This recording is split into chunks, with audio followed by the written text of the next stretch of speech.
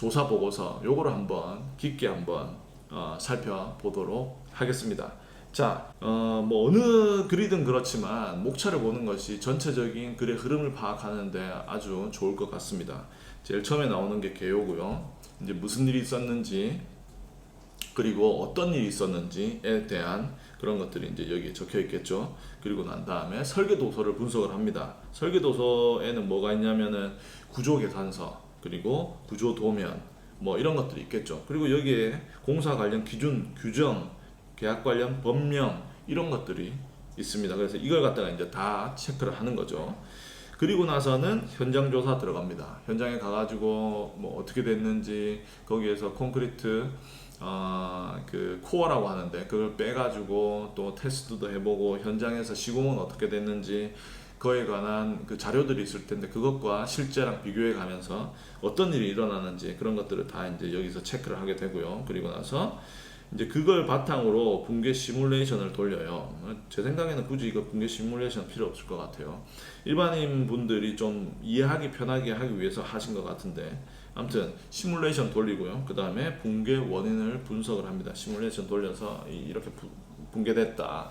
네, 그 붕괴의 원인은 뭐가 있냐. 그래서 원인을 분석하고요. 그런 다음에 재발 방지 대책을 이야기를 하고요. 그리고 다시 결론에서 붕괴 원인과 재발 방지 대책 요 위에 제 5장과 6장에서 봤던 내용들을 이제 다시 종합해 가지고 마지막에 나옵니다. 제가 지금 이제 이번 영상에서 좀 집중적으로 볼 거는 요겁니다. 요거 2-1 요게 이제 제 분야거든요. 요 밑에는 제가 한국에서 일을 하지 않기 때문에 이 조사 보고서만을 보고 말씀드리도록 하겠습니다. 뭐 보충할 것이 있으면은 글로 남겨주셔도 정말 감사하겠습니다. 자, 그래서 개요 있죠. 그리고 조사 내용 뭐 이런 것들 나옵니다. 그리고 공사 개요 있죠. 공사 개요 인천 검단 아파트인데 이제 공사비가 1,600억이다. 그리고 공사 기간 뭐 이런 거 있죠. 그리고 건축 구조는 철근 콘크리트고 이제 아파트는 벽식 구조인 거죠. 그 밑에 있는 조경하는 지하 주차장 위에 상부 슬라브는 이제 무량판 구조든지 라멘 구조든지 이렇게 될 수 있지만 그 주 구조 아파트 올리는 그 주 구조는 벽식 구조라고 이렇게 나와 있습니다. 자, 그리고 이제 여기에 아주 중요한 공사 관계자 정보가 나오죠. 공사 관계자는 누구냐? 발주청. 이제 건축주라고 보시면 되겠죠. 발주청이 있고 여기가 LH가 되겠습니다. 한국토지주택공사. 그리고 시공 책임형 건설사업관리, 건설사업을 총괄하는 관리자가 이제 GS건설이죠. 그리고 이 GS건설이 시공사이기도 합니다. 그리고 이제 설계사가 있고 그리고 감독 권한 대행 등 이게 이제 감리 같아요. 제 생각에는. 그래서 설계사는 유선 엔지니어링 건축사 사무소고 그리고 감리는 여기 목양 건축사 사무소가 있습니다. 그리고 시공사는 GS고요. 근데 여기에서 이제 하도를 주죠. 그 밑에 하도를 주는데 구조 설계란 여기 형상 엔지니어링이 구조 계산을 하고 또 여기 형상 엔지니어 건축사 사무소 기술사 사무소 건축사랑 기술사 같이 있나 보네요. 아무튼 이렇게 구조 도면을 해요. 이게 하청 받으신 거죠. 그리고 이제 시공도 하청을 주는데 그것 중에서 뭐 있냐면 여기 조경이 그 조경공사가 나중에 그 이게 붕괴되는데 어떤 역할을 했거든요. 그래서 거기에 관련되어 있기 때문에 또 특별히 이렇게 적은 것 같습니다. 자, 그래서 여기 보시면은 현장 위치 그리고 조감도 이렇게 나오죠. 조감도 보시면 이렇게 아파트 동들이 막 나와 있어요. 그죠? 그 여기에서 이제 뭐 저도 제대로 모르겠는데 한 요쯤일 거예요. 요쯤. 이게 이제 평면도거든요. 이렇게 아파트 동들이 막 이렇게 있는 거예요. 막 있는데 요 부분이 이제 그 무너지게 된 거죠. 이 부분 맞나 모르겠네요. 전체를 제가 몰라가지고. 근데 이제 제가 여기에서 말씀드리고 싶은 건 뭐냐면 예를 들어서 뭐 요만큼이라고 봅시다. 그러면 이 부분에 그 전단 백은 철근이 빠지게 된 거거든요. 그러면은 여기 다른 동들 있잖아요. 이 다른 동들에 들어가는 철근이 어마어마하거든요. 그러니까 이 여기에서 전단 철근이 차지하는 비중은 진짜 1%도 안 될 겁니다. 총 전체에서. 그러니까 이걸 빼가지고 뭔가 이익 남긴다는 게 확률상 되게 적지 않나 그런 생각이 드는 거죠, 저는. 그리고 또 이게 이 슬래브에 전체 다 이렇게 깔리는 것도 아니에요. 기둥 근처에만 이렇게 그 배근을 하는 거거든요. 그래서 그걸 뭔가 아껴가지고 그걸로 큰 돈을 벌 그건 아닌 것 같아요, 제 생각에는. 그러면 왜 그게 빠지게 됐냐? 그거는 이제 조사 보고서를 보면서 제가 어떤 근거를 찾았는데 그 근거를 기준으로 말씀드려 보도록 하겠습니다. 물론 제 추측입니다. 뇌피셜이에요. 자, 사고 유형, 사고가 났는데 이제 슬래브, 이쪽 슬래브가 빨간 쪽 슬래브가 파괴가 됐다, 붕괴가 됐다. 지하 1층. 그리고 요 밑에 그 밑에 있는 지하 2층 슬래브도 붕괴가 됐다.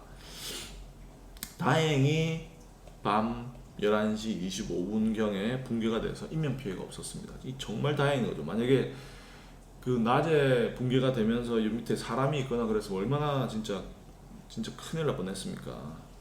예. 여기 이제 도면에다가 그 사고 붕괴 지역을 갖다가 빨간색으로 표시를 했고요. 이렇게 이게 1층 슬래브가 붕괴된 그 부분이에요. 그리고 파란색 점선으로는 2층 슬래브가 붕괴된 부분을 표시를 했어요. 여기서 알 수 있듯이 사실은 뭐 이제 나중에 그 계산서에서 나오지만 요 밑에 있는 2층 슬래브의 붕괴는 2층 슬래브 설계 시공이 잘못된 것이 아니라 1층 슬래브가 붕괴가 되면서 얘가 붕괴가 되면서 슬래브가 떨어지고 그리고 그 위에 있는 토사, 흙이 같이 이제 떨어지는 거죠. 떨어지면서 그 충격 하중으로 또 작용하게 됩니다. 거기에 더해서 원래 2층 슬래브에 고려하지 않았던 하중들, 그러니까 그게 1층의 하중들이 같이 오고 1층과 2층의 하중이 같이 와가지고 2층 슬래브가 붕괴가 된 거죠. 그러니까 이 붕괴 사고의 원인은 1층에 있는 거죠. 2층에 있는 게 아니라 2층은 설계든 시공이든 제대로 됐다고 나와요. 1층이 이제 문제가 있었던 거죠. 이제 피해 상황 현장에서의 사진 이런 것들 나와 있고요. 자, 이제 시작되죠. 설계 도서 분석, 설계 도면 및 구조 계산서를 분석하는 거예요. 구조 형식은 무량판 구조다. 여기 원의 라멘 구조인데 이건 또 다른 지역 부분들도 있으니까. 그리고 여기에 뭐 용도 뭐 이런 것들이 있습니다. 이런 것들이 있고 지진 하중도 뭐 있고 각실별 활하중 있고 슬래브 두께 있죠. 두께에서 우리가 볼 거는 이제 이거예요. 450에 300. 지붕 슬래브가 왜 450도 있고 가로에서 300은 뭐냐 이렇게 생각하실 수 있는데 나중에 여기 붕괴된 지역 보면은 어떻게 됐냐면 무량판 구조인데도 그 기둥 주변이 보강된 무량판 구조예요. 그냥 무량판 구조는 클래식한 거는 이런 거예요. 기둥 있고 슬래브가 있고 그래서 슬래브가 기둥 위에 바로 있는 거. 근데 그 여기 아파트에 있는 구조는 뭐냐면은 무량판 구조이지만 기둥 주변을 보강을 한, 요 밑에를 보강을 한 그런 이제 구조가 되는 거죠. 그래서 이 보강된 부분이 450mm고 보강 안 된 부분이 300mm인 거예요. 이제 이렇게 이해하시면 될 것 같습니다. 자, 그래서 뭐 평면도 있고요.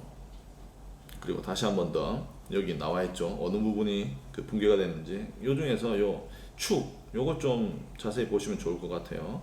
여기 Y축, Y14, 15에서 17까지. 그리고 가로 방향으로는 X29에서 36까지.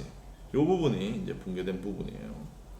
그래서 이제 설계 하중이 제대로 됐는지 검토를 하는 거예요.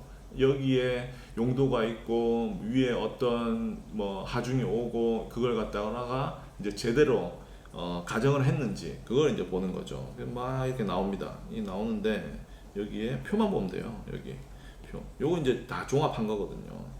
그래서 하중을 구조 계산서에는 이렇게 적용을 했고 설계 도면에는 이렇게 적용을 했고 적혀 있고 그리고 해석 파일에는 이렇게 해서 해석을 했다라고 나오는 거예요. 다시 자세히 보시면 아시겠지만 여기 조금 차이가 있죠. 여기도 차이가 있어요. 그죠? 얘도 차이가 있고 이렇게. 근데 이거 차이를 보고 어이씨 서로 다른 거 뭐 잘못됐네 이렇게 생각하실 수가 있는데 꼭 그렇지는 않습니다.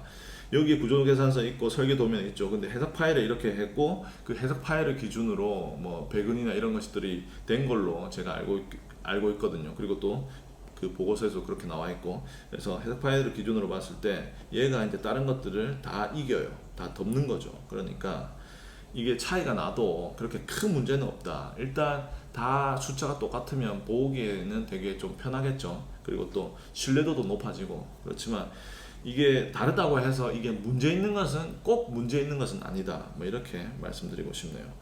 그래서 이제 설계 하중 산정 적정성을 분석한 거예요. 분석해 보니까 뭐 하중이 뭐 다르고 뭐 그렇지만 1층에서는 최종적으로는 적절하다.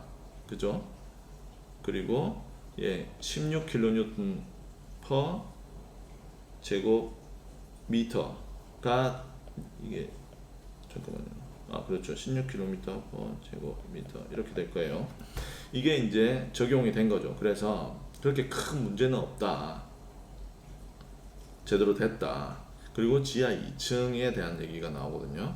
큰 하중이 적용됐고 동일하게 뭐 같이 됐고 뭐 일단 적정하다라고 보시면 될 것 같습니다. 그리고 나서 이제 구조 해석이 제대로 됐는지 이제 살펴본 거예요. 보니까 전담 보강근이 필요한 기둥의 경우 부재면 곁에 V를 표시하였네. 여기 보시면은 여기 V 있죠. V 있고 V 있어요. V 있고 V 있고 그죠? 이렇게 있습니다. V가 있어요. 이렇게 있어요. 이렇게 근데 여기 없어요. 여기가 왜 안 돼? 여기가 없단 말입니다. 이상하죠? 왜 없는지. 그리고 여기 밑에 그 기둥에도 자세히 보시면은 여기도 없고 V가 없는 거예요. 이제 V는 꼭 뭐 구조계산서에 들어가야 되는 건 아니에요. 구조계산서 그 쓰는 사람이 자기가 보기 좋게 아니면 보는 사람이 보기 좋게 이렇게 하는 거예요. 꼭 이렇게 V라고 써야 된다 그런 규칙은 없는 거예요. 그렇지만 일단 여기에는 V가 전담 보강근을 필요한 곳, 전담 보강근이 필요한 것을 V라고 표시를 했고, 그런데 여기 구조 도면에는 V가 없다. 그러니까 여기에는 당연히 전담 보강근이 설치가 되지, 배근이 되지 않는다라는 것을 쉽게 이제 추측을 할 수가 있습니다. 그래서 여기 이제 표로 나온 거예요. Y14부터 아까 17이라고 했죠. 이 지역의 그 기둥 부재명을 보는 거죠. 왜냐하면 이 끝에 V가 있으면 전담 보강근이 배근되는 거를 알 수가 있으니까. 그래서 봤는데 이 위에 16, 17에 있는 거는 대부분 됐는데 얘만 빼고 가운데 있는 애, 이 밑에 있는 애들은 지금 다 안 된 거죠. 그죠? 다 안 됐어요. 그래서 이 밑에는 전담 보강근이 필요 없는 것처럼 표기가 됐다라는 겁니다. 그리고 여기 이제 그 단면이 나오는데 이게 뭐냐면 이렇게 자른 거예요. 이렇게 자른 거구나. 이렇게 자른 거예요. 여기 B급진 부분 있죠. B급진 부분이 아까 말씀드렸던 요 부분이에요. 그 보강된 그 무량판에서도 보강된 부분, 그리고 요 하얀 부분이 이제 요 300 슬래브 그 부분이에요. 이렇게 이해하시면 될 것 같고요. 그리고 시스템을 2층도 이제 그 검토를 해본 거죠. 검토를 해보니까 뭐 2층에는 무량판 구조도 아니에요. 심지어 보가 이렇게 지나가거든요. 그래서 라멘 구조입니다. 그래서 뭐 특별히 나중에 나오겠지만 특별히 문제는 없다. 여기 이제 검증 모델을 한 거죠. 그러니까 아까 구조계산서에서는 그 구조계산서를 작성을 한 구조 엔지니어가 있을 테고 구조 기술사분이 있겠죠. 그분이 모델링을 했을 거예요. 그리고 해석을 했고 이제 여기 조사위원회에서도 이제 이런저런 하중들을 가지고 모델링을 한 거죠. 이 그 구조물을 가지고 모델링을 해서 이 둘의 결과를 비교하겠다 뭐 이런 거예요. 그래서 이제 모델링을 하는 거 모습까지 보여줍니다. 그리고 나서 이제 기둥 반력을 갖다가 비교를 하는 거예요. 원래 구조 계산서에서 있던 기둥의 힘과 지금 검토한 모델에서의 기둥의 힘을 비교를 하는 거죠. 근데 여기서 이제 궁금하신 분들이 있을 수가 있어요. 슬래브의 전담 보강근을 검토한다면서 왜 기둥 하중을 보냐 이렇게 생각할 수가 있거든요. 그죠? 그걸 제가 한번 잠깐 설명을 한번 드려볼게요. 이게 어떻게 된 거냐면 뭐 제가 평면도 한번 그려볼게요. 뭐 되게 간단하게 이렇게 무량판 구조의 평면을 이렇게 그려보겠습니다. 그러면 여기 이제 이게 이제 다 기둥인 거예요. 기둥. 그러면 이 기둥은 요 정도 너비에 있는 하중들을 다 봤거든요. 그러니까 요 정도 너비에 있는 하중들이 다 이 기둥으로 간다는 말입니다. 이렇게 가는 거예요. 이렇게 가는 거예요. 그러니까 요 밖에서 힘이 있는데 이게 기둥으로 가면 안으로 갈수록 힘이 응력이 커지는 거죠. 그러니까 힘의 절대치도 커지고 힘도 커지고 그리고 그 힘들이 들어갈 수 있는 공간도 좁아지는 거예요. 그러면 응력도 커지거든요. 그래서 이 슬래브가 기둥으로 가면 갈수록 훨씬 더 많은 응력을 받게 된다. 누르는 힘을 받게 된다. 면적당의 힘을 받게 된다. 이제 이걸 알 수 있는 거죠. 그러면서 슬래브가 훨씬 더 많이 이렇게 그 힘을 받게 돼요. 그러면서 이 나중에 얘기하는 그 전단 뚫림 현상이 발생하게 된단 말입니다. 근데 그러니까 이걸 갖다가 여기에서 슬래브의 내력을 구하려면 이 슬래브를 통해서 기둥으로 들어가는 힘, 그러니까 이게 슬래브면 이게 기둥이에요. 그러면 여기 막 이렇게 하중이 있을 거지 않습니까? 그러면 얘들이 막 슬래브를 타고 막 이렇게 요로 기둥으로 들어간다고요. 그러니까 요 기둥 근처 슬래브에 있는 하중을 알려면 기둥 하중을 알면 이 슬래브 주위에 이 기둥 주변에 있는 슬래브에 작용하는 하중을 알 수 있는 거죠. 왜냐면 하중은 슬래브를 거쳐서 기둥으로 들어가야 되니까. 그러니까 거꾸로 생각해서 기둥으로 들어온 하중 보면은 슬래브 위를 그 윗부분을 거쳐서 들어온 하중을 알 수 있다는 거죠. 그래서 여기에 이 기둥 하중을 갖다가 이렇게 이렇게 체크를 하는 겁니다. 그래서 기둥 하중을 체크를 해보니까 여기에 3280kN, 뭐 쉽게 얘기하면 3.3 메가뉴턴이에요. 그리고 여기 3.3, 3.4, 뭐 3.4, 이거 다 비슷하죠. 그죠? 이거 다 비슷합니다. 왜? 여기에 있는 그 조건들이 비슷하니까. 제가 이 얘기 왜 하냐면, 근데 이 얘기 말씀드릴게요. 요 위에는 다 기둥 하중들이 다 나왔죠. 근데 요 밑에 어떻습니까? 지금 기둥 하중들이 없어요.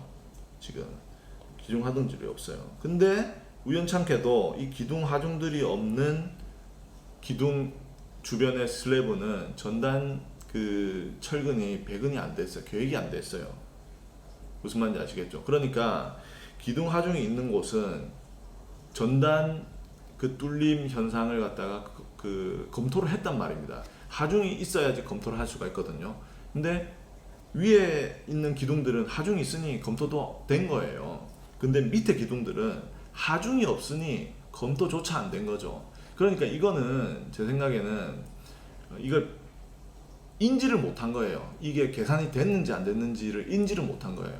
왜 그러냐면 제가 다시 한번 더 그 이유를 좀 설명을 해드릴게요. 여기 보시면은 여기 있거든요. 여기 보시면 좀 더 이해하기 편할 것 같아요. 여기 보시면 아까 그 하중 그 기둥 하중이 나온 게 이런 기둥들이었어요. 얘들 기둥, 얘랑 옆에도 되는지 모르겠네. 하여튼 이런 기둥들이 다 기둥 하중이 나왔거든요. 근데 아까 기둥 하중들 다 비슷했죠. 사실 그건 전 미리 알고 있었어요. 벌써 알고 있었어요. 왜냐? 이 조건이 비슷하거든요. 이 기둥들이 이렇게 다 작용하게 되는 그 슬래브의 면적이 다 비슷해요. 그러니까 슬래브 면적 기둥당 하중을 받는 슬래브 면적이 다 비슷하니까 기둥에 들어오는 하중도 다 비슷할 거란 말이에요. 그러니까 얘네들 다 비슷한 애들이에요. 얘네들 다. 그러면 이 밑에 건 어떻겠습니까? 똑같죠. 얘들도 다 비슷한 애들이에요.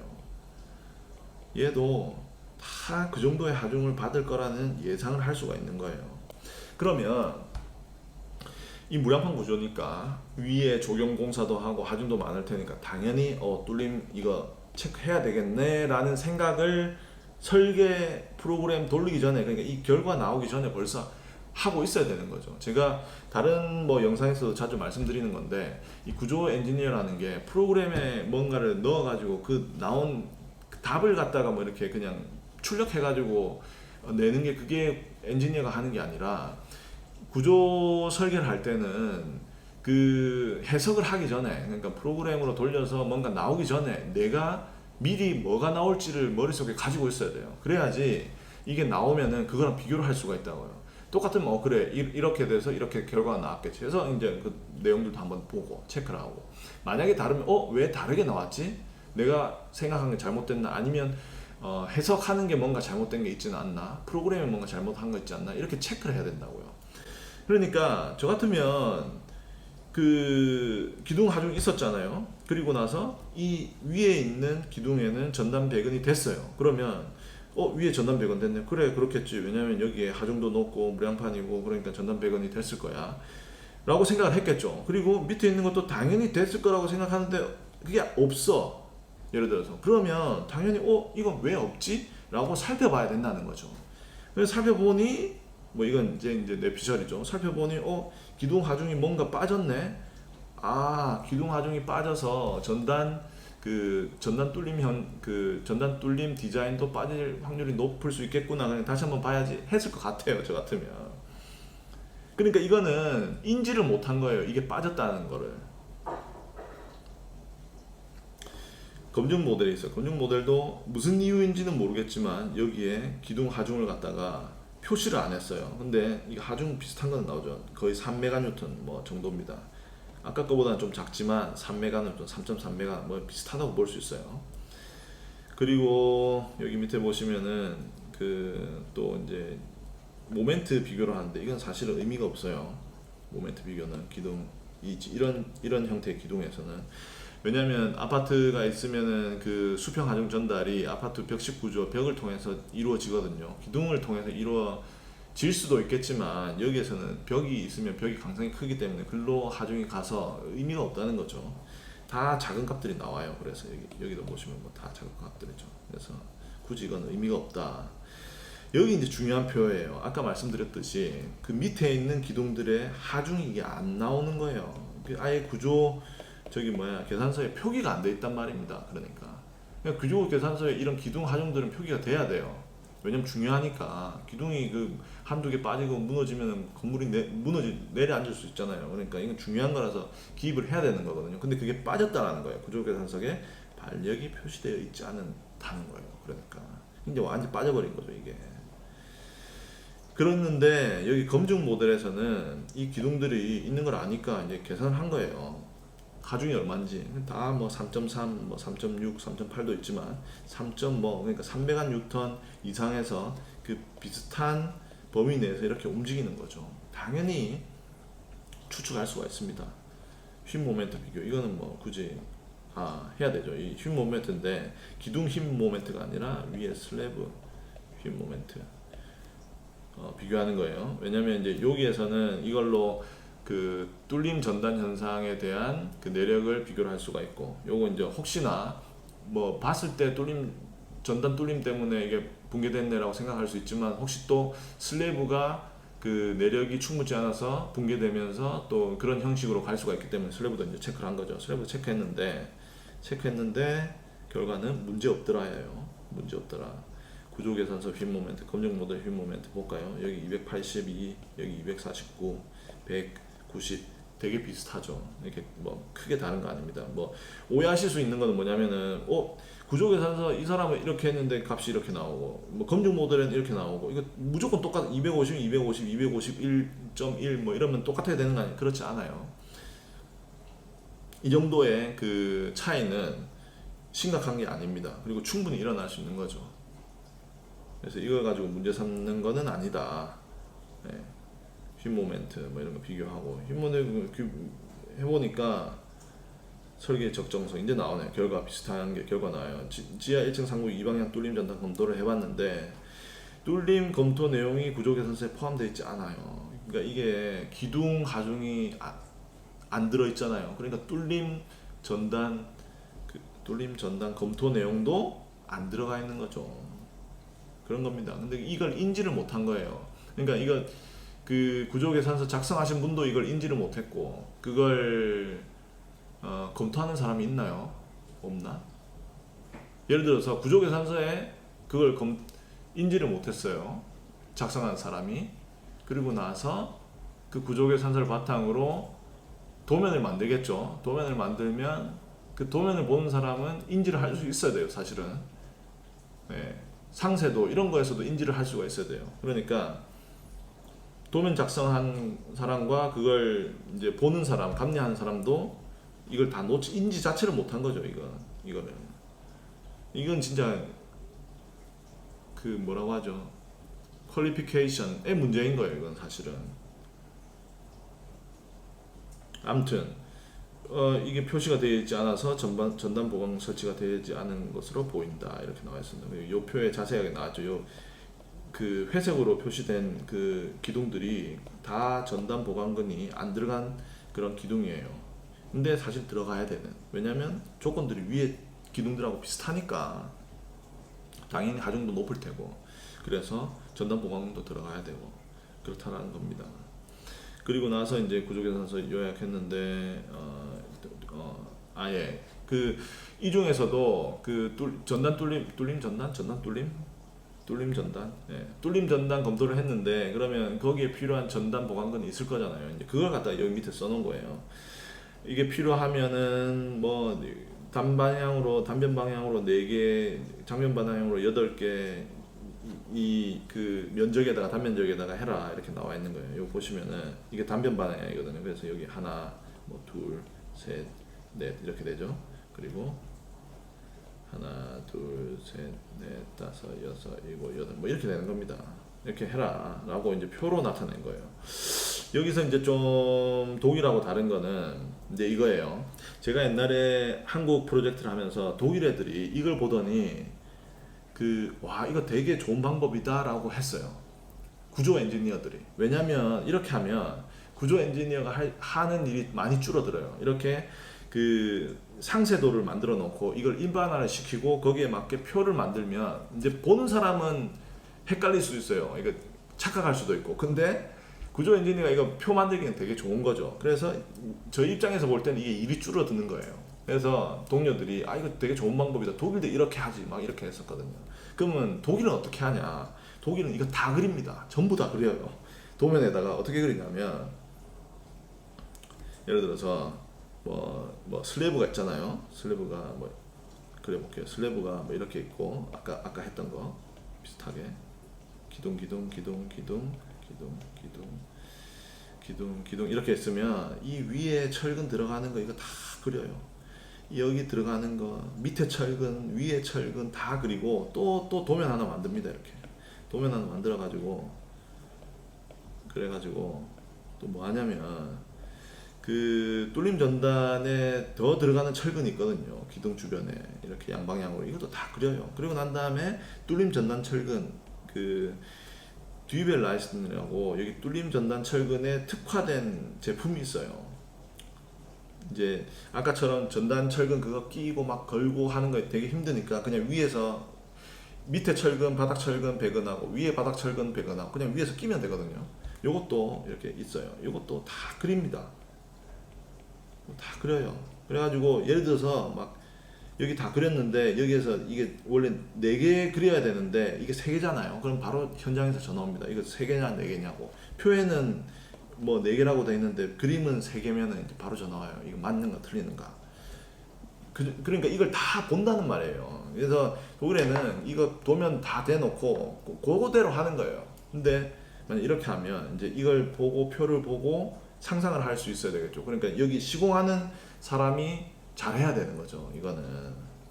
그러니까 제가 이제 뉴스를 보면서 들은 게 뭐 무량판 구조할 때 철근 배근이 힘든데 그게 외국 노동자들이 해서 뭐 소통이 잘 안 돼서 그걸 시공하는데 숙련도가 떨어질 수 있다. 뭐 그런 얘기 하더라고요. 그러면 이런 독일식 방법이 어떤 한 방법이 될 수가 있는 거죠. 그런 걸 미리 이제 막기 위한. 네, 그렇습니다. 아무튼 근데 이게 보통 일이 아니에요, 이거. 독일에는 진짜 한국에는 상세도로 뭐 이렇게 간단하게 할 수 있지만 독일에는 뭐 다 그립니다. 전부 다 그래요. 뭐 여기 들어가는 아무튼 뭐 다음에 한번 기회 되면 그 보여드릴게요. 아무튼 그래가지고 뭐 이렇게 전단 보강근이 들어간다라고 되어 있고 여기에 전단 보강근이 배근되어 있지 않는 기둥은 내력이 부족하다로 확인됐다.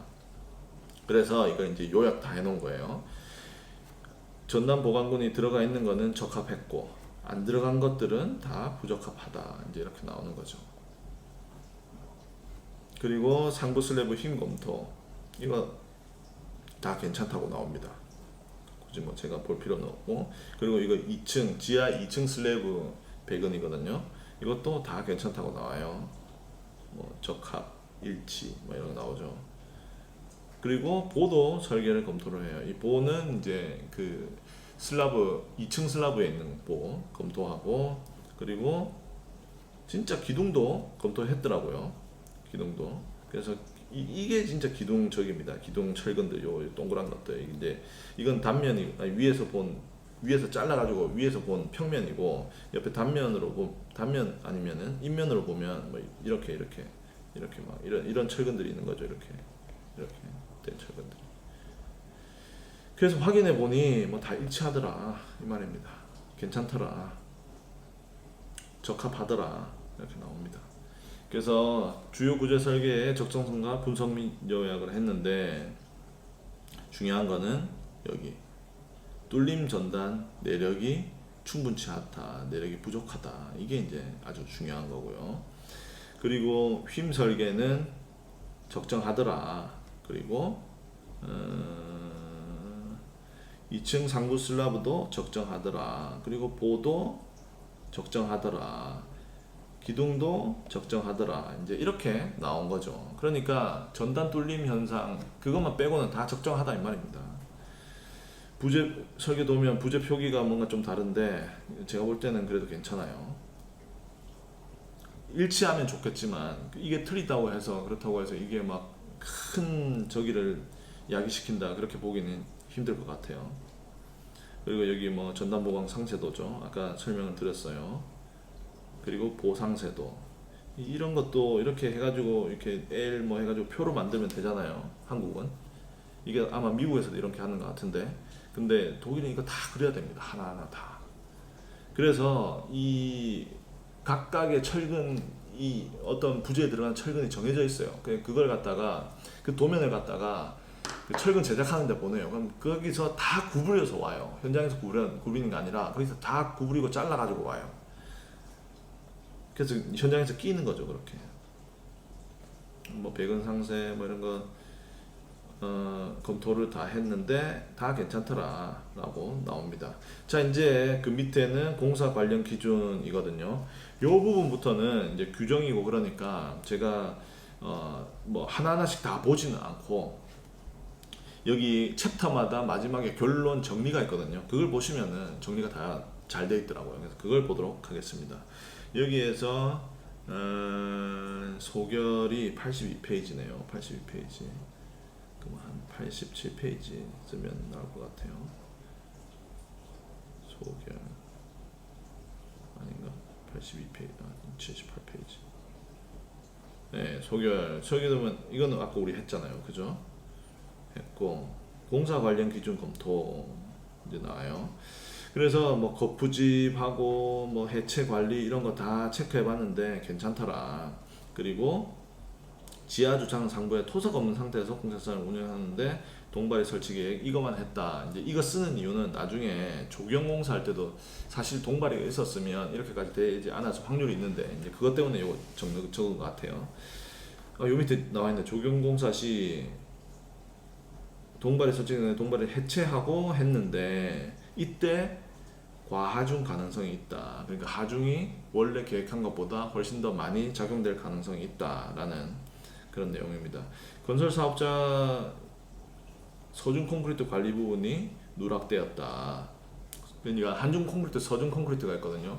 한중이 아마 저기 겨울 콘크리트 거예요. 겨울에 치는 콘크리트. 이게 온도가 너무 내려가면 또 콘크리트 그 품질에 영향을 주거든요. 그리고 또 온도가 너무 높아도 또 콘크리트 품질에 영향을 줍니다. 그래서 이걸 양생을 제대로 해야 돼요. 뭐 더 위에 그 온도가 너무 높지 않게, 그 얘기를 이제 하는 거고요. 건설 사업 관리자 철근 작업 상세도 확인 및 승인 과정이 전담 보강건 누락을 받. 그러니까 그 감리하시는 분이 상세도를 보고 하는데 거기에서 전담 보강건이 빠진지 몰랐다. 그리고 현장 배근 이제 가서도 봐야 되잖아요. 이게 그 콘크리트 타설하기 전에 철근이 배근된 걸 확인을 하거든요. 왜냐하면 콘크리트 붓고 나면 확인할 수 없잖아요. 그래서 독일에도 그렇지만 그 타설하기 전에 항상 중요한 부분 타설하기 전에 가서 봅니다. 감리하는 사람이. 그런데 여기 배근 상태에서도 전담 보강건이 빠졌는데도 타설해도 괜찮아 라고 승인을 했다라는 거죠. 네, 그리고 요거 중요한데 뭐냐면 착공 승인 시점에서 구조 설계서가 미확정된 사건 발주청이 착공 승인했다.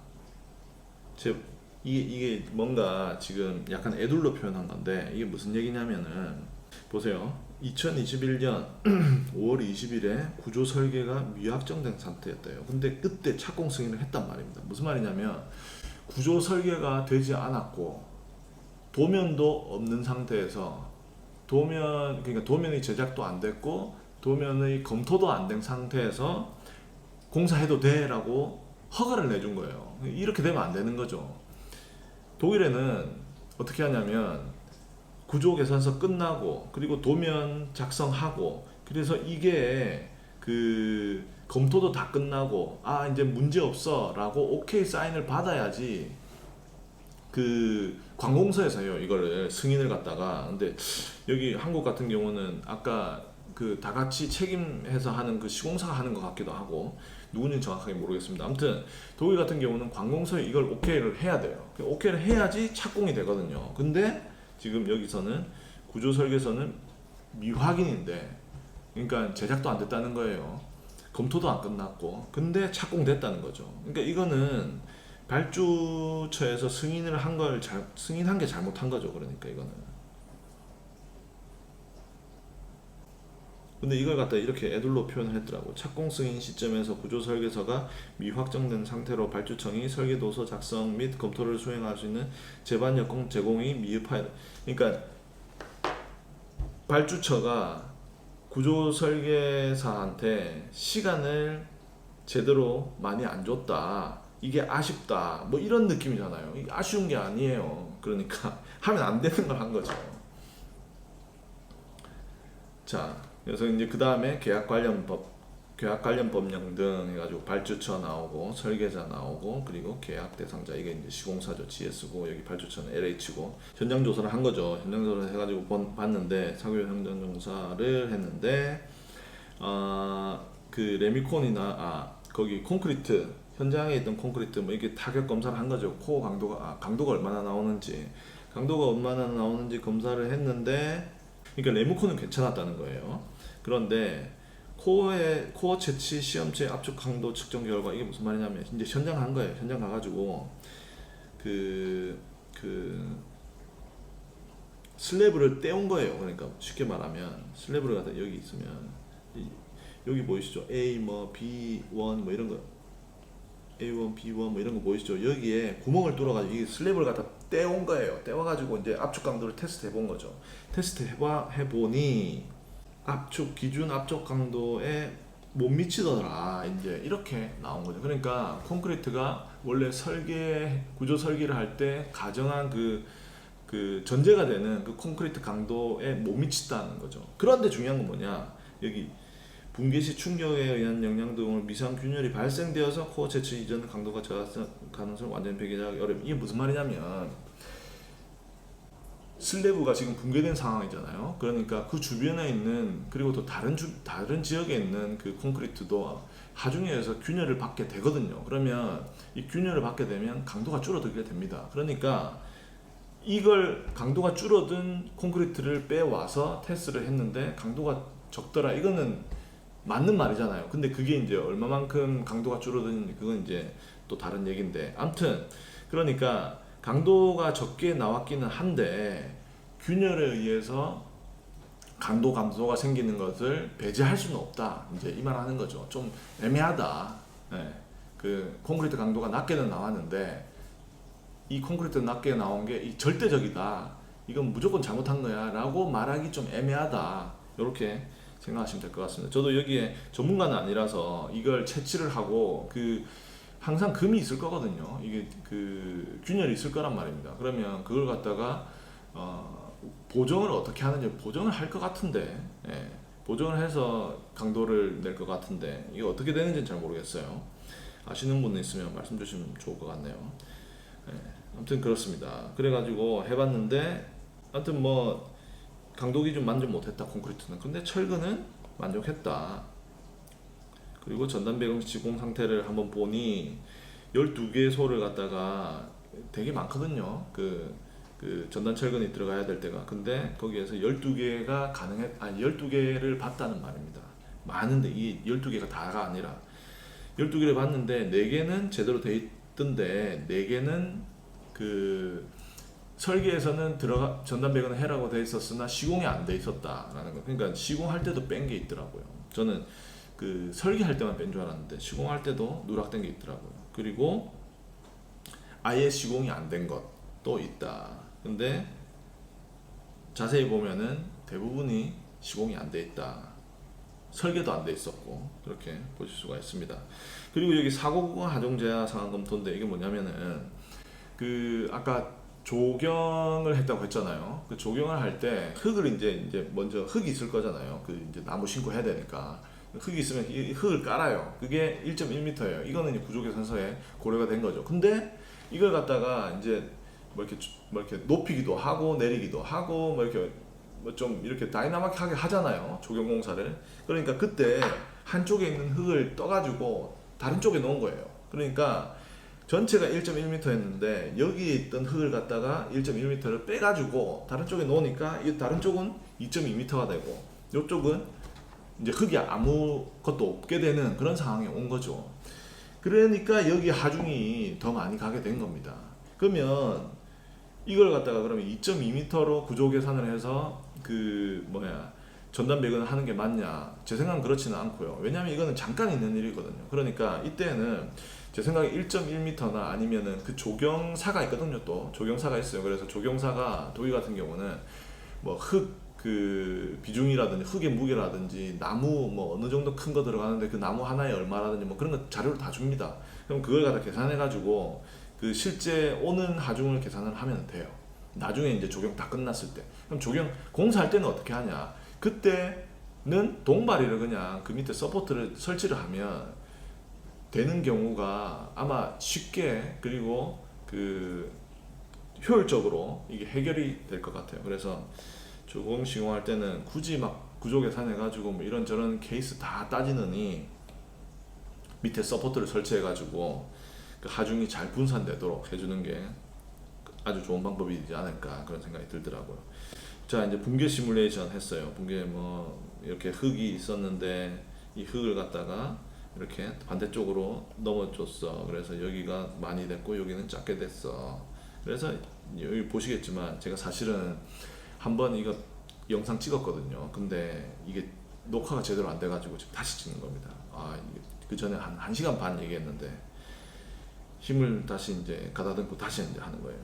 아무튼 그래가지고 해봤더니 이게 하중이 너무 많아가지고 이렇게 붕괴가 되더라.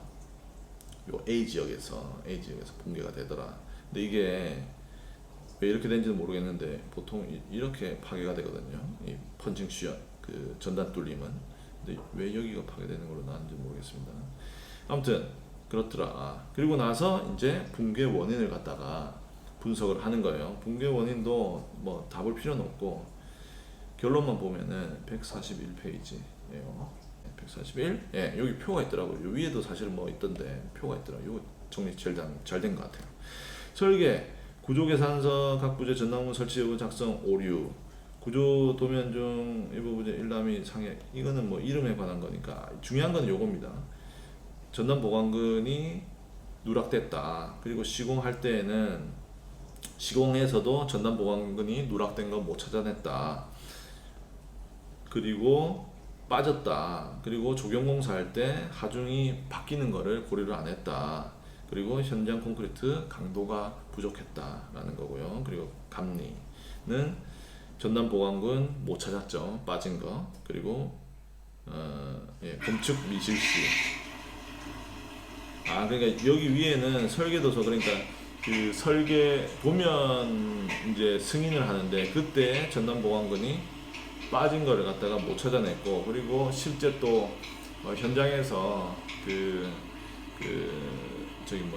전단 보강근이 들어갔나 안 들어갔나 그 감리할 때도 이거 못 봤다 이런 거죠.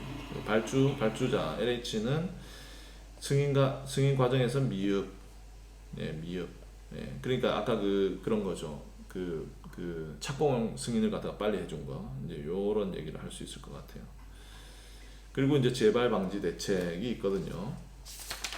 재발 방지 대책이 있는데 이것도 보시면은 그러니까 무량판 구조 안전 확보하는데 이걸 좀 특별하게 다루어야 되겠다라는 얘기예요. 근데 제가 볼 때는 이거 뭐 한국에서 이 경험이 없어서 이렇게 하는 거는 어떻게 이해는 할 수 있겠지만 굳이 이게 필요하나 싶습니다. 똑같은 구조거든요. 그냥 설계 잘하고 시공 잘하면 돼요. 뭐 이걸 갖다가 또 따르게 해가지고 뭐 특별히 막 할 필요는 없는 것 같은데 아무튼 그렇습니다. 그리고 특수구조. 네. 아 여기 보면은 이제 시공을 독립된 3자가 검증하는 안전 확인 절차 도입이 필요하다. 이거 저도 찬성입니다. 이걸 갖다 피어 리뷰라고 하는 것 같더라고요. 리뷰. 그 미국에서는. 근데 독일에서는 이 프립 엔지니어라는 게 있어요. 이거는 구조 엔지니어거든요. 구조 엔지니어인데 특별히 그 감리를 할 수 있는 구조에 관련된 것들을 구조와 시공에 관련된 것들을 감리를 할 수 있는 그러니까 골조 감리를 할 수 있는 그 자격을 얻은 그런 엔지니어입니다. 주위에도 몇 명 없어요. 시험도 되게 어렵고 진짜 없습니다. 많이. 근데 실력들을 이분들이 이제 다 갖추고 있는 거죠.